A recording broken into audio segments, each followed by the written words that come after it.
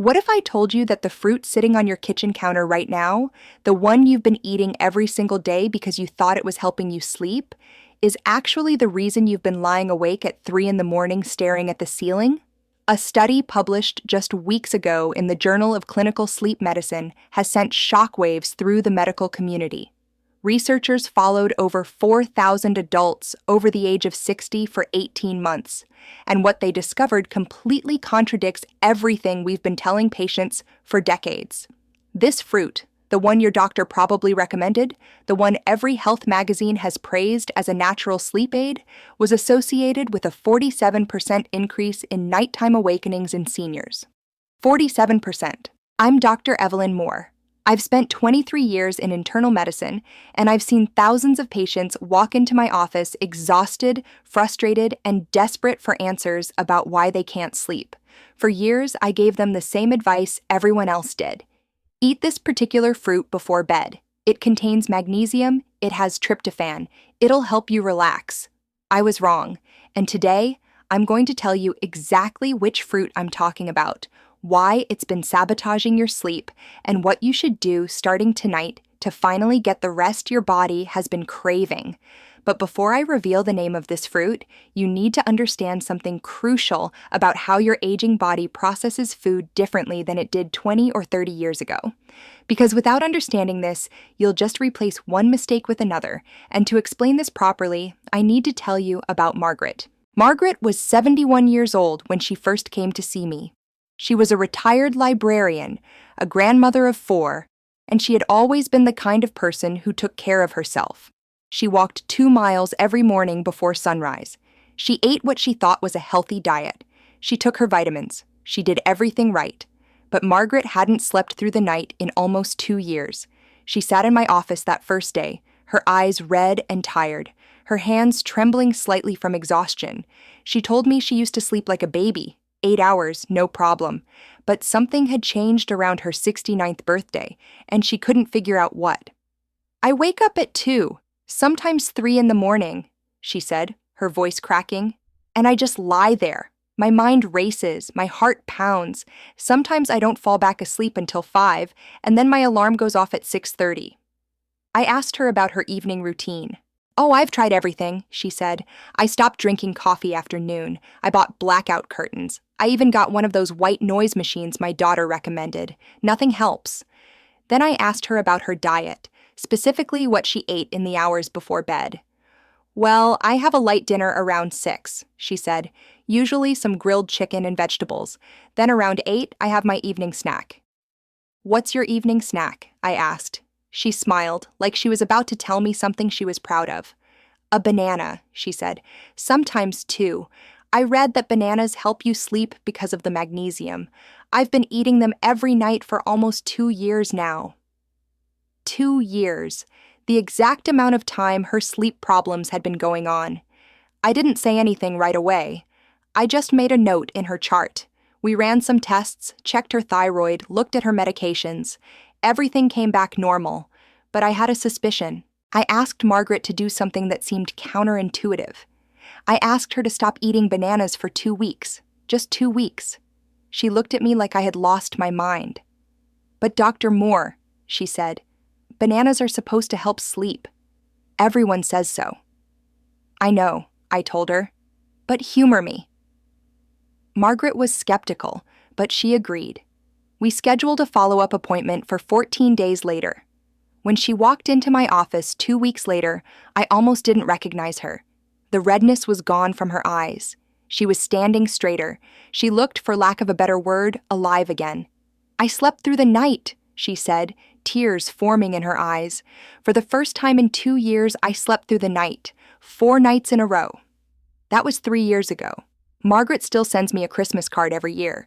She still walks her 2 miles every morning, and she hasn't touched a banana since. Now, if you've been eating bananas before bed, hoping they would help you sleep, I need you to do something for me right now. Leave a comment below and tell me how long you've been doing this. I want to know if your experience is similar to Margaret's, because I have a feeling many of you are in the exact same situation. So why did this happen? Why did the fruit that everyone, including me, thought was a sleep miracle turn out to be a sleep destroyer for so many seniors? The answer lies in something called tyramine, and in the way your body changes as you age. Let me explain this in a way that makes sense. Think of your brain like a symphony orchestra. When everything is working properly, all the instruments play together in harmony. The violins come in at the right time. The drums keep a steady beat. The whole thing sounds beautiful. Now, when you eat food, your body breaks it down into different chemical compounds. Some of these compounds are like gentle, soothing melodies that help your brain wind down for sleep. Others are like a trumpet player who suddenly stands up in the middle of a quiet passage and blasts a solo at full volume. Tyramine is that trumpet player. Tyramine is a compound found naturally in certain foods. When you're young, your body has an efficient system for breaking down tyramine before it can cause any problems. There's an enzyme called monoamine oxidase, or MAO, that acts like a security guard at a concert. It keeps the trumpet player in check. It makes sure everything stays calm and orderly. But here's what nobody tells you about aging. As you get older, your body produces less MAO. Your security guard gets tired. He sits down on the job. He lets troublemakers through. By the time you reach your 60s and 70s, your MAO activity can be reduced by up to 40% compared to when you were 30. 40%. That means tyramine, which used to be handled quietly and efficiently, now has a much greater effect on your system. And bananas, despite all their wonderful qualities, are surprisingly high in tyramine, especially ripe bananas. The riper the banana, the more tyramine it contains. So when Margaret ate her evening banana, she was flooding her system with a stimulating compound that her body could no longer process effectively. Her heart rate increased. Her blood pressure rose slightly. Her brain became more alert at exactly the time it needed to be winding down. But that's only part of the story. There's a second mechanism at work here, and it has to do with something called the glycemic response. Bananas are also relatively high in natural sugars, particularly fructose and glucose. When you eat a banana, your blood sugar rises. In a younger person, this spike is handled smoothly. Insulin is released, the sugar is processed, and everything returns to normal within an hour or so. In an older body, this process is often slower and less efficient. The blood sugar spike lasts longer. And here's the critical part. When your blood sugar eventually does drop, it can drop too low too fast. This triggers your body's stress response system. Your adrenal glands release cortisol and adrenaline to bring your blood sugar back up. Cortisol and adrenaline at 2 in the morning. That's why you wake up with your heart pounding and your mind racing. Your body thinks there's an emergency. It's trying to protect you from what it perceives as a dangerous blood sugar crash. Margaret wasn't broken. Her body was doing exactly what it was designed to do. It was responding to a chemical signal that said, "Wake up, something's wrong." The problem was that the signal was being triggered by a banana she ate 4 hours earlier. Now there's a third factor I need to tell you about, and this one affects anyone taking certain common medications. If you're on blood pressure medication, particularly a class called MAO inhibitors, or if you're taking certain antidepressants, or even some medications for Parkinson's disease, the tyramine effect is magnified dramatically. These medications specifically target the same MAO enzyme that's supposed to break down tyramine. They reduce its activity even further. For some patients on these medications, eating tyramine-rich foods can cause severe headaches, dangerous spikes in blood pressure, and profound sleep disturbances. And many of these patients have no idea that their nightly banana is interacting with their medication. This brings me to the study I mentioned at the beginning. The research was conducted by a team at a major sleep research center and published in the Journal of Clinical Sleep Medicine in late 2024. They recruited 4,300 participants between the ages of 60 and 85. All of them reported chronic sleep maintenance insomnia, which means they could fall asleep but couldn't stay asleep. The researchers divided them into groups and tracked their dietary habits meticulously. They used sleep trackers, they used food diaries, they used periodic blood tests to measure various hormones and compounds. What they found was striking. Participants who consumed bananas within 4 hours of bedtime experienced an average of 47% more nighttime awakenings than those who avoided the fruit in the evening. They also took 23 minutes longer to fall back asleep after waking, and their deep sleep, the restorative stage of sleep that's so crucial for memory and physical repair, was reduced by an average of 31%. The researchers then did something clever. They had a subset of participants switch their banana consumption to the morning hours, before noon, while maintaining the same overall banana intake. Within 3 weeks, their sleep metrics improved by an average of 34%. The bananas weren't the problem, the timing was. Your body can handle tyramine and process the glycemic load much more effectively during daylight hours when your metabolism is at its peak and your stress hormones are naturally higher. It's eating these foods close to bedtime that causes the cascade of problems we've been discussing. Now I want to share a few more stories with you because Margaret's case, while dramatic, isn't unique. These patterns show up over and over again in my practice. Richard was 68, a former engineer who prided himself on his logical approach to life. He came to me after his wife threatened to move into the guest bedroom because of his restless sleeping. He would toss and turn all night, wake up multiple times, and then be so exhausted during the day that he couldn't stay awake past 7 in the evening. When I asked about his diet, he told me he had the same routine every night for years. He would have dinner, watch the news, and then eat a banana with a small bowl of yogurt before brushing his teeth. "It's healthy," he said. "The banana has potassium for my heart, and the yogurt has probiotics." I explained the tyramine connection to him. Being an engineer, he wanted data. He wanted proof. So we designed a little experiment together. For 1 week, he would eat his banana in the morning with breakfast instead of at night. He would keep everything else exactly the same. Richard called me after 4 days. "I can't believe it," he said. "I slept 6 hours straight last night. That hasn't happened in years." His wife called me the next week to thank me. She said she had her husband back. Then there was Patricia, 74, who had been to 3 different sleep specialists before she came to see me.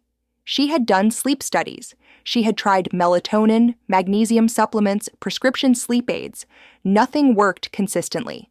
Patricia's banana habit was even more pronounced than Margaret's. She ate 2 bananas every evening, one around 7 and another around 9. She had read online that bananas were nature's sleeping pill, so she figured if one was good, 2 must be better. When I explained the science to her, she was initially resistant. She had invested so much in the belief that bananas were helping her that the idea they were hurting her felt like a betrayal. But she was desperate enough to try anything. She eliminated the evening bananas and replaced them with a small handful of tart cherries, which I'll talk about more in a moment. The change wasn't immediate for Patricia. It took about 10 days, but by the end of the 2nd week, she reported something she described as miraculous. She slept for 7 hours without waking once. She cried in my office when she told me, and then there was Thomas, 66, who came to me not because of his own sleep problems, but because his wife had sent him. She had noticed that his sleep had deteriorated badly over the past year, and she was worried about his health. Thomas was different from my other patients because he didn't eat whole bananas at night. He drank a banana smoothie. Every evening, he blended a banana with milk and protein powder, thinking it was the perfect pre-sleep snack. The problem was that blending the banana released even more of the tyramine and made the sugars even more rapidly absorbed. His glycemic spike was faster and higher than it would have been from eating a whole banana, and his crash was correspondingly worse. Thomas switched to having his smoothie for breakfast, and within 2 weeks, both he and his wife reported that his sleep had transformed completely. These stories aren't anomalies. They represent a pattern I've seen dozens of times, and they all point to the same conclusion: what we eat matters, but when we eat, it might matter even more. Now, before we go any further, I want to hear from you again. In the comments below, tell me what your current evening snacking habits look like. I'm not just asking about bananas. I want to know what you typically eat in the 2 to 3 hours before bed. Your answers might surprise you, and they might help someone else watching this video recognize their own patterns. All right, let's talk about what you should actually do with this information. Because knowing that bananas might be disrupting your sleep isn't helpful unless you have a clear action plan. Step 1. For the next 2 weeks, I want you to eliminate all banana consumption after 2 in the afternoon. You don't have to give up bananas entirely. They're still a nutritious fruit with real benefits. But move them to the first half of your day. Have one with breakfast or as a mid-morning snack. Step 2. During these 2 weeks, pay attention to how you sleep. Keep a simple sleep journal by your bed. Nothing complicated. Just write down what time you went to bed, approximately how many times you woke up, and how you felt in the morning. Rate your sleep quality on a scale of 1 to 10. Step 3.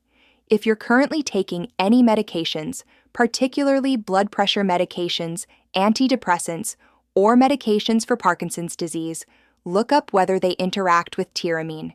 You can ask your pharmacist about this, and I strongly encourage you to do so. If there is an interaction, avoiding high tyramine foods in the evening becomes even more critical for you. Step 4. Replace your evening banana with a sleep-friendly alternative. Tart cherries are an excellent choice. They're one of the few natural food sources of melatonin, and they don't have the tyramine issue. A small handful of tart cherries or a small glass of tart cherry juice about an hour before bed can actually support healthy sleep rather than disrupting it. Other good options include a small serving of kiwi fruit, which has been shown in studies to improve sleep quality in adults, or a few almonds, which provide magnesium without the tyramine or sugar concerns. Step 5. After your 2-week trial, evaluate the results. If your sleep has improved, you have your answer. If it hasn't changed significantly, bananas may not be your primary issue, and you should look at other factors in your sleep environment and habits. But in my experience, for seniors who have been eating bananas before bed, removing them from the evening routine makes a noticeable difference the majority of the time. Step 6. Have a conversation with your doctor at your next appointment. Print out this information or take notes. Ask them about tyramine sensitivity and whether your age or medications might make you more susceptible. A good doctor will appreciate that you're taking an active role in understanding your health. Now, I need to say something important here. I'm sharing this information based on current research and my clinical experience, but every person is different. Some seniors can eat bananas at night without any problems. Others, like Margaret and Richard and Patricia, find that eliminating evening bananas transforms their sleep completely. You need to experiment with your own body and pay attention to the results.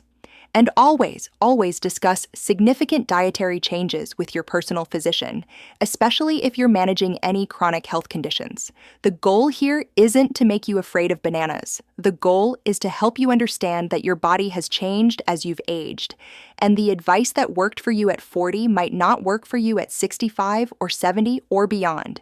We need to be willing to update our habits based on new information and our own lived experience. This brings me back to why I'm so passionate about sharing this with you today. For too long, the medical community has treated seniors like they're just older versions of younger adults. We've given you the same generic advice without accounting for the profound changes that happen in your digestive system, your hormone levels, your enzyme production, and your medication interactions as you age. You deserve better than that. You deserve to understand why your body responds differently now than it did 20 years ago. You deserve to have the information you need to make smart choices about your diet and your sleep. And you deserve to finally get the rest that your body needs to stay healthy, alert, and engaged with the people and activities you love. Margaret is 84 now. She still walks 2 miles every morning. She still sends me Christmas cards. And she still sleeps through the night, every night, without medication. That's possible for you too. If this video has helped you understand your sleep better, I want you to do 3 things for me. First, hit that subscribe button and turn on notifications. I release new videos every week about the health issues that matter most to seniors, and I promise to always give you the honest, research-backed information you deserve, even when it contradicts what you've heard before. Second, share this video with someone you love who struggles with sleep. You probably know at least one person, maybe a spouse, maybe a sibling, maybe a close friend who lies awake at night wondering what's wrong with them. This video might be the answer they've been searching for. And third, leave me a comment below. Tell me about your experience with sleep. Tell me if you've been eating bananas at night. Tell me what questions you still have. I read every single comment, and your questions help me decide what topics to cover in future videos. In my next video, I'm going to talk about another common food that many seniors eat every morning thinking it's healthy, but that's actually contributing to afternoon fatigue and brain fog. It's something that might be in your refrigerator right now. Make sure you're subscribed so you don't miss that one. Remember, getting older doesn't mean you have to accept poor sleep as inevitable. Sometimes the solution is simpler than you think. Sometimes it's sitting on your kitchen counter, waiting for you to move it from your evening routine to your morning routine. Take care of yourself. You deserve good sleep. I'll see you in the next video. The information provided in this video is for educational purposes only and is not intended as medical advice. Always consult with a qualified healthcare provider before making changes to your diet, especially if you have existing health conditions or take medications. Individual results may vary.